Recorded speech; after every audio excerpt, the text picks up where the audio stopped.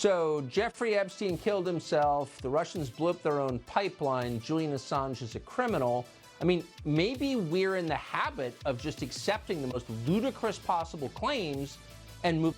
And right there, you know, let's poison the well. Let's throw a whole bunch of things out there that I know you're probably, if you are a listener of me and a follower of Glenn Greenwald, probably going to say, well, no, hold on. Those aren't the real truth. Oh, wow, this Nancy Pelosi story certainly does have a lot of unanswered questions. Why won't they release the video footage from the House security cameras? Why can't they do that? Why won't they satisfy my need to know?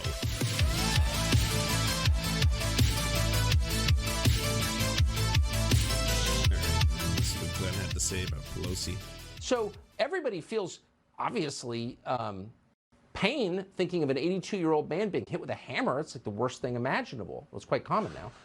But why should the rest of us sit here and accept obvious inconsistency?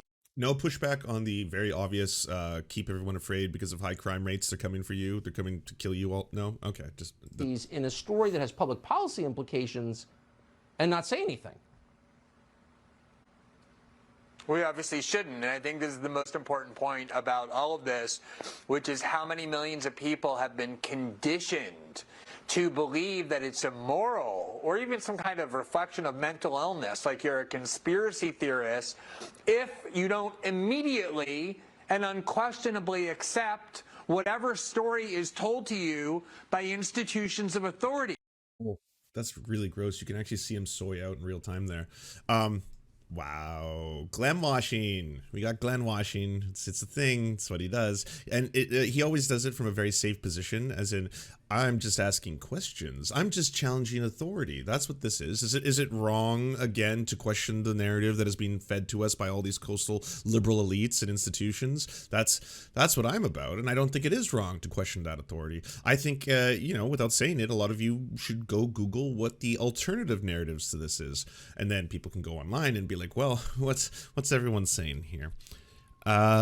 They're saying that actually that the dude was found in his underwear and that he was the jilted lover of Pelosi's husband, who was having gay sex with him, super gay sex, and things went wrong, and then he tried to beat him to death with a hammer, and the guy, apparently the husband called the police and said that it was his friend, and the glass was smashed in the opposite direction, which means someone was trying to escape the beating. Wow, oh, we've been lied to. The official narrative was a lie. And the amazing thing about that, Tucker, is that this framework is being constructed by journalists, people whose primary purpose in life is supposed to be to question and challenge the claims of the powerful, and instead they're demonizing anybody who does so. Skepticism itself can.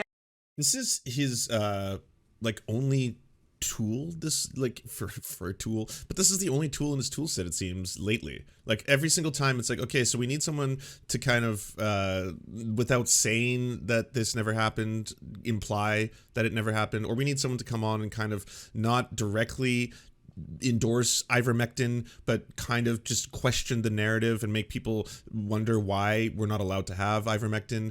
We need someone to come in here and kind of sow doubt about the upcoming Brazil election and show that maybe Bolsonaro is not the far-right authoritarian fascist that he's been made out to be. We need some, like, over and over and over. It's like, who can we call? Oh, Glenn. Oh, yeah, no, I got your guy. He'll get in there, and yeah, within a minute, he'll start talking about questioning mainstream liberal narratives, coastal elites, questioning power. And then afterwards, you know, all of those clown shoes leftists, they can then regurgitate that clip all over the place. You know, you'll find people like Jimmy Dore suddenly retweeting it and be like, no one else has the courage to question the systems of power like Tucker Carlson and Glenn Greenwald. Never be wrong. Skepticism says there's evidentiary holes and there's faulty reasoning in what we're being told. Even if evidence does emerge later on to prove it, the skepticism itself was not. Oh, you're such a coward. You're such a coward. That is the most cowardly thing. I'm not taking a position one way or the other. I'm just saying that you should be a skeptic. All of you should be, and question the mainstream narratives. So get out there and see what else is out there. And again, at this point, because we have done so many deep dives into breaking this conspiracy theory apart, here's what happened. A local affiliate reported that the individual, the attacker, had been found in his underwear That was not true. They were the only ones to report on it, and they retracted that. So that's been retracted. That doesn't matter to everyone who's going with this conspiracy theory. Now it's just a stated fact. Someone on the right tweeted out that there was no evidence of smashed glass, or the smashed glass was on the opposite direction. That also was done without facts. You know, it was just like, oh, I'm just going to tweet this out. I'm just asking questions. People misunderstood the official police statements when they were made to believe there was a third person there. Also, Paul Pelosi, in an attempt to not have the assailant come in and try to hurt him when calling 911, apparently was using coded words such as, yes, can you please come by? Is there something wrong with my friend? Things like that, in order to, again, not be attacked immediately by the assailant, who would find out that he was in fact calling 911, something that you are supposed to do. Now, evidence has come out that he may have stayed at a house called the, quote, hippie house. And why would anyone stay at a, quote, hippie house if they were actually a right-wing extremist?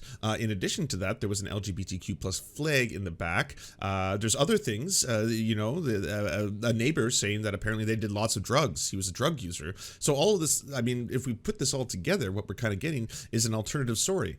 And what's so wild about all of this is that you can actually read the report. It's publicly available, where, and if you don't want to believe the statement of the police in this case, which of course, be skeptical of police statements and police press releases, but know this: when they state that he said X, they have to have been recording that within the police station. So that is something that later on, if they are lying about what he said or what his testimony is, then it's easily verifiable based on the fact that they have the recording of what he said. According to that statement, he confessed. He said, yes, I was trying to kidnap Nancy Pelosi and break her knees. That was the purpose of the hammer and the gear I brought to, again, tie human beings up.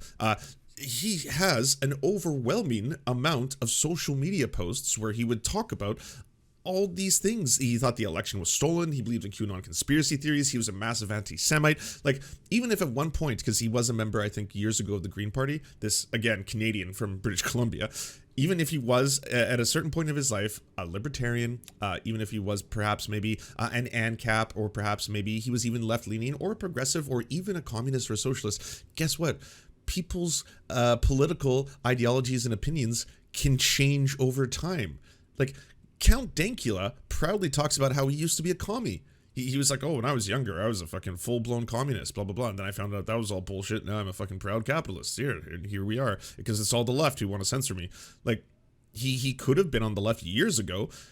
That doesn't really matter in terms of what happened here. This is someone who is radicalized through far-right extremist ideology and thought.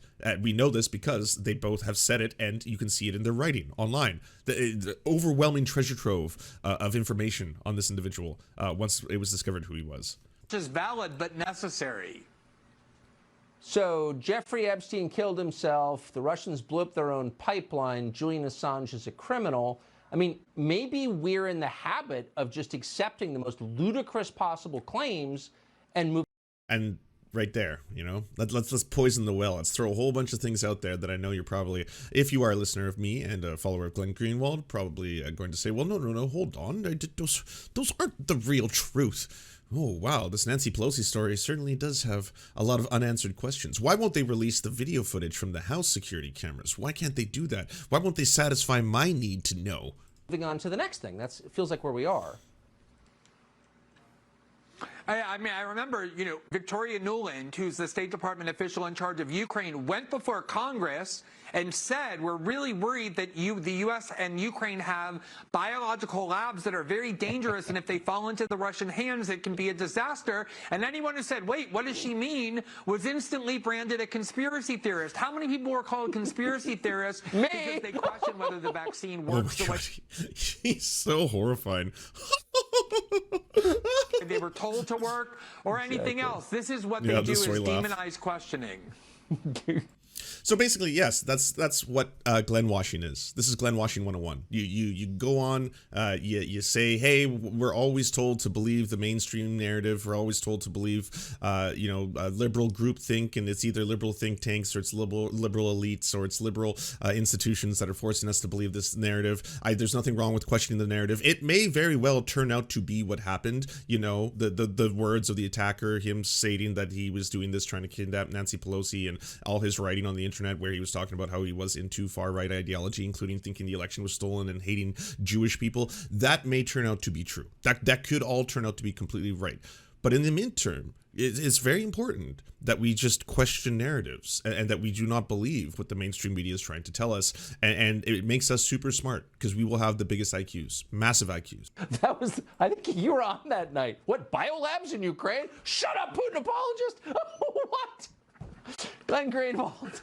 By the way, the biolabs in Ukraine story, like that one is also very easy to debunk or pull apart. Like the idea that Ukrainian Nazis were trying to construct superpowered bioweapons to target Russians and target Russian DNA, that's all not true. There are biolaboratories around the world, especially the US has a lot of them. Some of them are positioned in Canada, for example, where they do research, yes, on infectious diseases. And yes, there are biolaboratories in Ukraine. That's the part of the story that is true. And so when people say, I'm just questioning the official narrative, I'm just asking questions. What are you, a conspiracy theorist? And then it turned out there was a biolaboratory in Ukraine. Yeah, but it wasn't being run by Ukrainian super Nazis to engineer some James Bond villain-esque weapon that was going to take out Russians via Russian DNA. That's the conspiracy theory. And that's the one that was being spread by a lot of, again, Russian trolls, Russian news outlets, state Russian sponsors. Fucking Infrared has believed it, fucking hook, line, and sinker. That's the part that you can actually be like, okay, yeah, this is a conspiracy theory. Always do like a palate cleanser, the fresh air of sanity coming into the studio. Thank you very much. Thanks, Tucker. The palate cleanser, the fresh air of sanity coming into the studio. Oh, and he's so happy. Oh, that soy praise. Thank you, Daddy Fash. I've been praised again. I'm a good skeptic. I'm the good one. Ugh, he's so gross. Yeah, it was a Metal Gear Solid plot. I remember, I don't know if you all watched that debate with Dylan and Destiny versus Jackson Hinkle and Infrared, which it was just so entertaining. I say this as someone who fucking hates Destiny. This is not a praise of like Destiny, but it was a very funny debate to watch. They just got under his skin so much and Haas just like melted down. But in that debate, he was just straight up being like, yes, we actually have, very... definitive proof that there is a Ukrainian biolaboratory that is making targeted DNA weaponry in order to go after Russians. And I was like, I think you're describing the last Bond movie or the plot of Metal Gear Solid. That's what's going on here. Do you enjoy the Serfs but prefer not to have to use your eyeballs? Many are saying this. Well, we've got the solution for you. It's the Serf Times in podcast form, available on most major podcasting networks now. If you enjoy it, please consider leaving a good review and feedback because it really helps the show out, apparently, and it's free, just like the podcast. To our gods, Xander Corvus and Peyton L. Juste, we shall spend many a generations building mighty cathedrals in your honor. To our monarch, Tom Spiker, we are but your oafish jesters, here to offer you a laugh at any opportunity. To our brave knights of the Round Table, Rachel K., Izzy Solidarity, Victoria Bell, Sebastian Demmel, Mark Harmon, Benji Arney, Scary Earth Human, Tony, DM Rivera, Resident Scarecrow, Sir Nickus, Cheryl Alvarez, Ruby Kelly, Brandon, Words Greenwood, Everything Important, Hegbert Celine, Matthew Scarborough, Stellar Vision, Ariane McCarthy, Doug Cady, Daniel Sutton, Jenna Tao, Dark Puppy, Quiet One 85, Anna Loves Riley, Omni, Riley and Anna, Poodlehawk, Multimondi, Trevbot EXE, Brian Ephraim, Anthropophojak, Catherine, Ramon Acosta, Nkosin, Ralph Parler, Violent Orchard, Political Puppy, La Media Panza, Todd Buckingham, and Todd La Jeunesse. We salute our valiant heroes off to fight injustice everywhere.